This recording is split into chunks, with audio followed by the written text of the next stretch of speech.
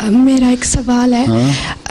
जिस तरह अब 2009 है और इससे पहले जब हम कहते हैं कि तीन, जिस तरह आप क्या है नहीं, जिस आप 2009 है और जब हम कोई बात कहते हैं जिस तरह 3000 साल पहले जीसस आया था और इससे पहले हज़रत आदम आए थे, हम वो गिनती क्यों नहीं हम वो साल में लेके आते हैं? जिस तरह इससे हम क्यों नहीं कहते कि अब 3000 कैलेंडर शुरू हुआ है ना, जो तुम लोग कैलेंडर शुरू किया है, ये ईसाइयों ने शुरू किया था ना, ग्रेगोरियन कैलेंडर कहलाता है, जो उससे पहले सीजर ने शुरू किया था। तो उसने हज़रत ईसा की पैदाइश से शुरू किया हुआ है, हैं?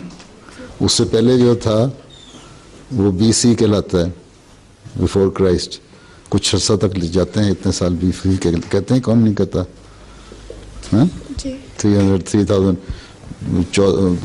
मूसा पैदा हुए थे, दौर था 1400 साल पहले हज़रत ईसा से, उनके 4000 हो गए।